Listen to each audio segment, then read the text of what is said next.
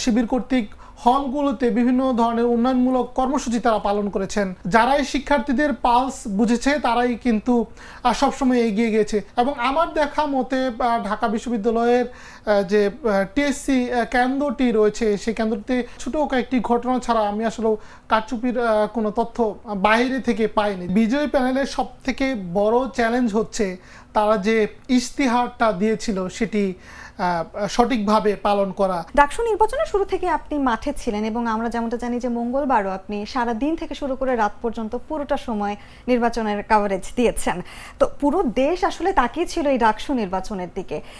বহুল প্রতীক্ষিত ডাকসু নির্বাচন কভারেজের আপনার অভিজ্ঞতা সম্পর্কে জানতে চাইব প্রথমেই। জি, অসংখ্য ধন্যবাদ। আবারও ডাকসু নির্বাচন কভারেজ ছিল একটি অসাধারণ অভিজ্ঞতা। এবং যদি একটু বলি যে গতকালকে যে ডাকসু নির্বাচন আমরা সকাল থেকেই দেখেছি যে ডাকসু নির্বাচনকে ঘিরে যারা আইন শৃঙ্খলা রক্ষাকারী বাহিনীরা ছিলেন তারা কিন্তু পুরো ক্যাম্পাসটিতে নিরাপত্তা জোরদার করেছিল এবং ক্যাম্পাসে যাতে কোনো ধরনের অপ্রীতিকর ঘটনা না ঘটে সেটিকে ঘিরে নির্বাচনের আগের দিন রাত 8টা থেকে আজকে সকাল 6টা পর্যন্ত ক্যাম্পাসের ভিতরে যারা বহিরাগত রয়েছেন তাদের চলাচলও কিন্তু সীমাবদ্ধ ছিল। এবং আমরা সকাল থেকে দেখেছি, সকাল 8টা থেকে আমরা দেখেছি যে আমার দায়িত্ব ছিল ঢাকা বিশ্ববিদ্যালয়ের যে টিএসসি কেন্দ্রটি রয়েছে সেই টিএসসি কেন্দ্রতে, এবং সেই কেন্দ্রটিতে ভোট প্রদান করেছে রোকেয়া হলের শিক্ষার্থীরা।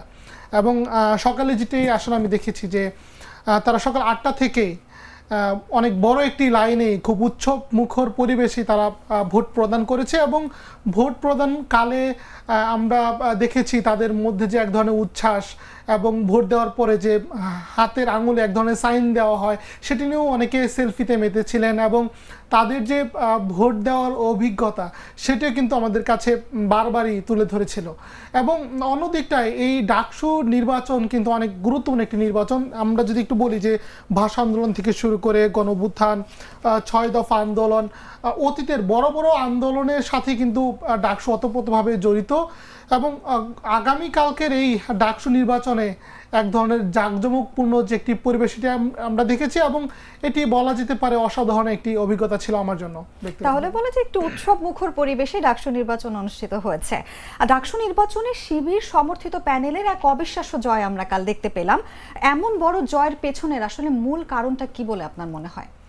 জি, আমরা ডাকসু নিয়ে নির্বাচনের আগে থেকেই কাজ করে এসেছি এবং আমরা বিভিন্ন সময় দেখেছি, সংবাদ কভারেজও করেছি যে ডাকসুকে ঘিরে বিভিন্ন রাজনৈতিক দল তারা তাদের প্রচারণা চালিয়েছে, শিক্ষার্থীদের দ্বারে দ্বারে ঘুরেছে।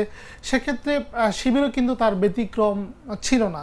আমরা দেখেছি যে শিবির কর্তৃক গণঅভ্যুত্থানের পর থেকেই তারা ডাকসুর তফসিল ঘোষণার পর থেকে তাদের যে একটি প্রস্তুতি সেটি কিন্তু আমরা বিভিন্ন সময় দেখেছি, সামাজিক যোগাযোগ মাধ্যম থেকে শুরু করে হলেও আমরা বিভিন্ন শিক্ষার্থীদের সাথে কথা বলেছি। তারা আমাদেরকে জানিয়েছেন যে শিবির কর্তৃক হলগুলোতে বিভিন্ন ধরনের উন্নয়নমূলক কর্মসূচি তারা পালন করেছেন।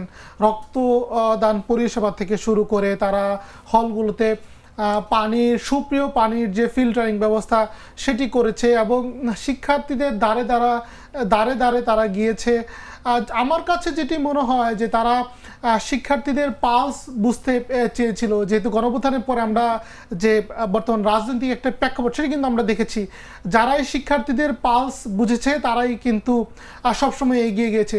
সেক্ষেত্রে আমার কাছে যেটি মনে হয়েছে যে অন্যান্য রাজনৈতিক দল যেভাবে কাজ করেছে, ছাত্র দল যেভাবে কাজ করেছে, আরও যে দলগুলো কাজ করেছে তার বিপরীতে ছাত্র শিবির কিন্তু অন্যভাবে কাজ করেছে।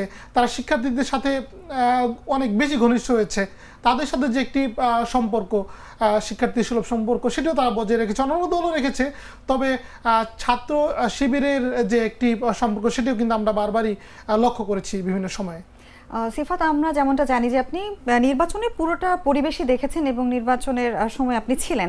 আপনার কি মনে হয় যে ছাত্র দল এবং স্বতন্ত্র প্রার্থীরা যে কারচুপির অভিযোগটি আনছে এটা কতটুকু গ্রহণযোগ্য? এটির আগে আমি আসলে বলবো যে আমার দায়িত্ব ছিল ঢাকা বিশ্ববিদ্যালয়ের যে টিএসসি ভোট কেন্দ্রটি ছিল সেখানে। এবং ঢাকা বিশ্ববিদ্যালয় টিএসসির ভোট কেন্দ্রে সকাল 8টা থেকেই নির্বাচন শুরু হয় বা ভোট প্রদান যে কর্মসূচি সেটি শুরু হয়, শিক্ষার্থীরা আসে ভোট দেয়। তবে এর মাঝে ছোট কয়েকটি বিক্ষিপ্ত ঘটনা কিন্তু আমরা দেখতে পাই।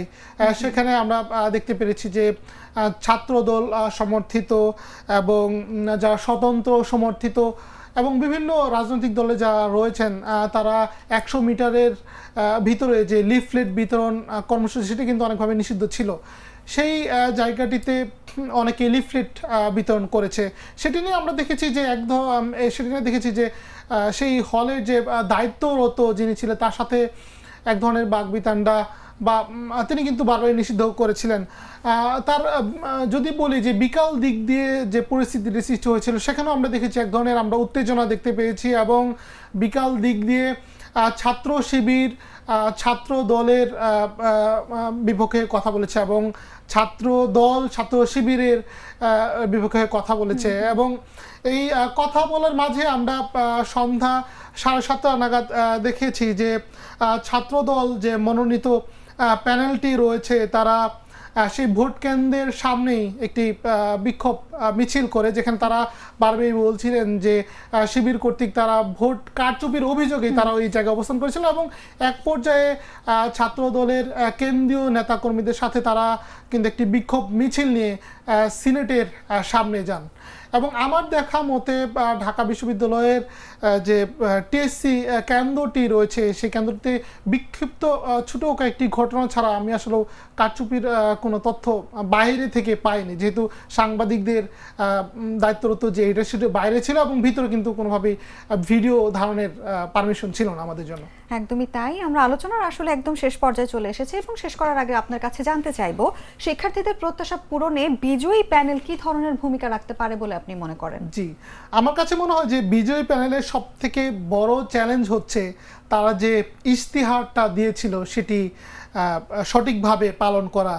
যদি একটু বলি যে আমরা ডাকসু নিয়ে অনেক সময় কাজ করেছি, শিক্ষার্থীদের সাথে কথা বলেছি, তারা আমাদেরকে জানিয়েছিলেন যে ঢাকা বিশ্ববিদ্যালয়ে নানাবিধ সমস্যা রয়েছে, তার মধ্যে অন্যতম পরিবহন সমস্যা, আবাসন সংকট সমস্যা এবং অতীতে আমরা দেখেছি ঢাকা বিশ্ববিদ্যালয়ে গেস্ট রুম যে সমস্যা সেটাও কিন্তু ছিল। ঢাকা বিশ্ববিদ্যালয়ের ডাকসু নির্বাচনের আগে যে ছাত্র শিবির তারা কিন্তু অনেকভাবেই বলেছিলেন যে তারা গেস্ট রুম কালচার রাখবেন না, শিক্ষার্থীদের আবাসন সংকট তারা অনেকভাবেই সমাধানের চেষ্টা করে বিশ্ববিদ্যালয় প্রশাসনের সাথে কথা বলে এবং ঢাকা বিশ্ববিদ্যালয়ের যে শিক্ষা সেই শিক্ষার উন্নয়নেও তারা কাজ করবে। আমার মনে হয় তারা যদি তাদের যে সেই তারা যে প্রত্যাশাটি দিয়েছিল শিক্ষার্থীদের কাছে সেটি যদি তারা পূরণ করে তাহলে অবশ্যই এই তাদের যে বিষয়টি সেটা তারা অবশ্যই পূরণ করতে পারবে। সিফাত, আপনাকে অসংখ্য ধন্যবাদ আজকের আয়োজনে আসার জন্য। আপনাকে অনেক ধন্যবাদ।